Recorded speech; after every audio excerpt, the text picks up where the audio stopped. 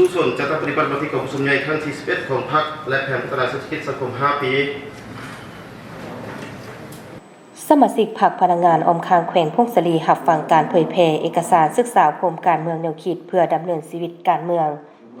กองประชุมเผยแพร่เอกสารศึกษาโครงการเมืองแนวคิดสำหรับสมาชิกพรรคพลังงานเพื่อดำเนินชีวิตการเมืองในทั่วพรรคอมคางแขวงวันที่25เมษายน2025นี้โดยการเป็นประธานและกล่าวเปิดกองประชุมของสหายไสนครอินทวงศ์รองเลขาพรรคแขวงของเจ้าแขวงพงศลีเข้าร่วมมีสหายนางพรสวรรค์ศักดิคุณเลขาหน่วยพรรคหัวหน้าคณะโฆษณาอบรมแขวงมีบรรดาทานสมาชิกพรรคพลังงานจากแผนกการองค์การและรัฐวิสาหกิจอมข้างแขวงพงศลีเข้าร่วมในกองประชุมผู้เข้าร่วมได้รับฟังการเผยแพร่เสื่อมซึมและผันขยายมติกองประชุมครบคณะบริหารงานของแขวงครั้งที่10สมัยที่11เผยแพร่มติว่าด้วยการปรับปรุงกงจากการจัดตั้งเลขที่03ทับขบสพลงวันที่12มีนาคม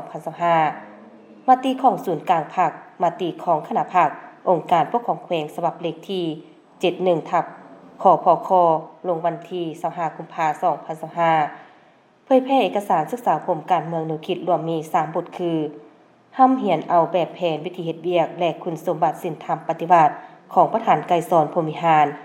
ฝึกฝนหล่อหลอมคุณธาตุการเมืองและคุณสมบัติศีลธรรมปฏิบัติของพนักงานสมาชิกพรรคในเงื่อนไขปัจจุบันมาตรฐานของพนักงานสมาชิกพรรคในเงื่อนไขใหม่ทางนี้ก็เพื่อศึกษาผมการเมืองแนวคิดให้สมาชิกพรรคพนักงานรับรู้เข้าใจและห้ำเหียนเอาแบบแผนวิธีเฮ็ดเวียกและคุณสมบัติศีลธรรมปฏิบัติอันสูงส่งของประธานไกรสอนพรหมิหารเพื่อพร้อมกันต่างหน้าคนครัวศึกษาห้ำเหียนเอาเพิ่นเป็นแบบอย่าง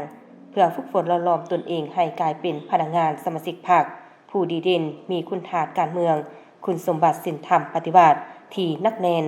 ศึกษาโคมสมาชิกพรรคพนักงานได้รับรู้เข้าใจมาตรฐานของสมาชิกพรรคพนักงานซึ่งแม่นสิ่งสำคัญและจำเป็น